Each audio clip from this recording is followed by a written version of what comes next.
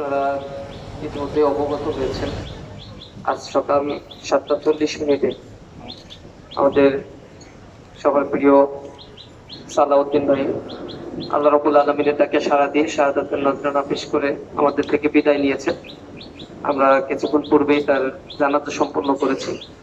জানাজায় আমাদের সাথে উপস্থিত হয়েছেন বাংলাদেশ জামাত ইসলামের সহকারী সেক্রেটারি জেনারেল, সাবেক ইসলামী ছাত্র শিবিরের মোহতারাম কেন্দ্রীয় সভাপতি মাওলানা রফিকুল ইসলাম খান।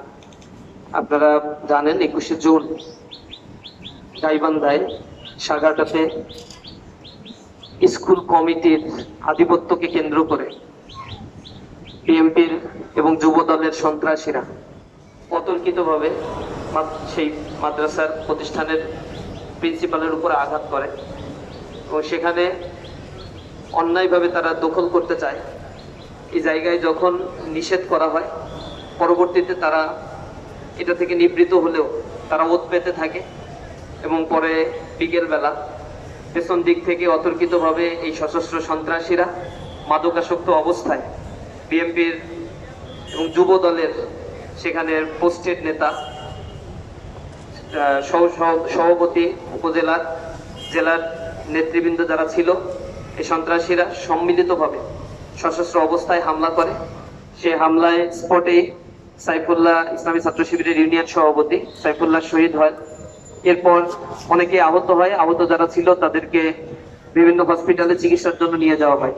সালাউদ্দিনের অবস্থা অত্যন্ত গুরুতর হওয়ার কারণে ঢাকায় নিয়ে আসা হয়।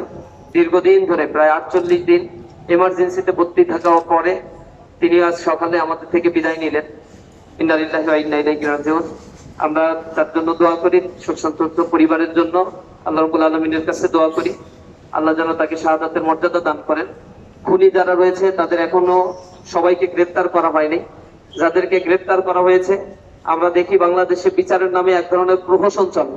এই প্রহসনের কারণে বিচার প্রার্থী যারা, এই মানুষগুলো 1 বছর 2 বছর 5 বছর 10 বছর পরে এই বিচারের দীর্ঘসূত্রিতার কারণে যারা বিচার প্রার্থী তারা পৃথিবী থেকে বিদায় নেয়, কিন্তু যারা জালেম হত্যাকাণ্ডের ঘটনা ঘটায় এই মানুষগুলোর কোনো ধরনের শাস্তি হয় না।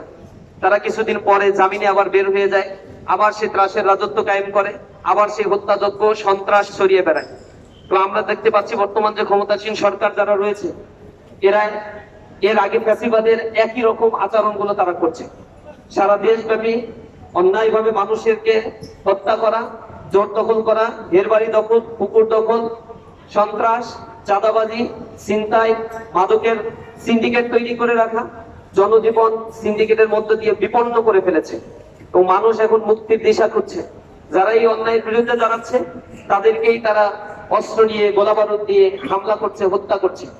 এই সন্ত্রাসী কর্মকাণ্ডের বিরুদ্ধে আমরা প্রতিবাদ জানিয়েছি, দেশব্যাপী মিছিল করেছি, সরকারকে বলেছি যাদেরকে গ্রেফতার করা হয়েছে অল্প সময়ের মধ্যেই অতি দ্রুত তাদেরকে বিশেষ ট্রাইব্যুনালে বিচার কার্য সম্পন্ন করার ব্যাপারে।